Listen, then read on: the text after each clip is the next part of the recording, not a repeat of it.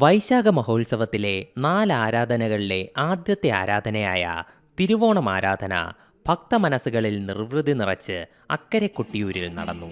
ബുധനാഴ്ച ഉച്ചയ്ക്ക് നടന്ന ശീവേലിക്ക് സ്വർണ്ണക്കുടം, വെള്ളിക്കുടം, വെള്ളിവിളക്ക്, വെള്ളിക്കീടാരം, വെള്ളിത്തട്ട് തുടങ്ങിയവയും വിശേഷ വാദ്യങ്ങളും അകമ്പടി സേവിച്ചു.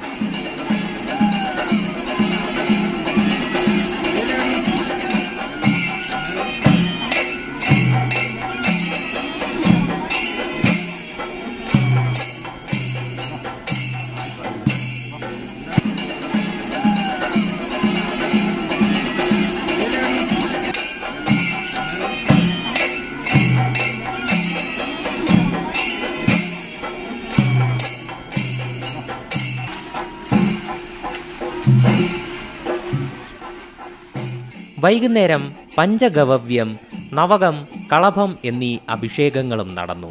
കോട്ടയം കോവിലകത്ത് നിന്ന് എത്തിച്ച അഭിഷേക സാധനങ്ങളും സ്ഥാനികൾ എഴുന്നള്ളിച്ചു കൊണ്ടുവന്ന പാലും പഞ്ചഗവ്യവുമാണ് ഇതിനായി ഉപയോഗിച്ചത്.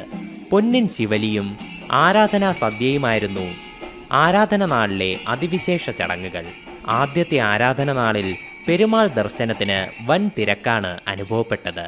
കണ്ണൂർ, കോഴിക്കോട് ജില്ലകളിലെ 120ഓളം ഇളനീർ മഠങ്ങളിൽ നിന്നാണ് കൊട്ടിയൂരിലേക്ക് ഇളനീർ കാവുകൾ എഴുന്നള്ളിച്ചത്. വൈശാഖ മഹോത്സവത്തിൻ്റെ രണ്ടാമത്തെ ആരാധനയായ അഷ്ടമി ആരാധനയും ആഘോഷപൂർവ്വം നടന്നു. ഭൂതഗണനാഥനായ വീരഭദ്രനെ യാഗപൂർത്തീകരണത്തിനും ശിവകോപം തണുപ്പിക്കുന്നതിനും വേണ്ടി ശിവപുത്രനായ എരുട്ടിക്കാവ് ദേവൻ അയക്കുന്ന മനുഷ്യരാണ് ഇളനീർ വ്രതക്കാർ എന്നാണ് സങ്കല്പം. ആയിരക്കണക്കിന് ഇളനീർ വ്രതക്കാരാണ് കാറ്റും മഴയും വെയിലും വകവയ്ക്കാതെ നഗ്നപാതരായി ആത്മസമർപ്പണത്തിൻ്റെ ഇളനീരുമായി കൊട്ടിയൂരിലെത്തിയത്. Zee Malayalam news, Kannur. ഏറ്റവും പുതിയ വാർത്തകളും വിശേഷങ്ങളും വിരൽത്തുമ്പിലറിയാൻ സീ മലയാളം ന്യൂസ് എല്ലാ ഡിജിറ്റൽ പ്ലാറ്റ്ഫോമുകളിലും ലഭ്യം.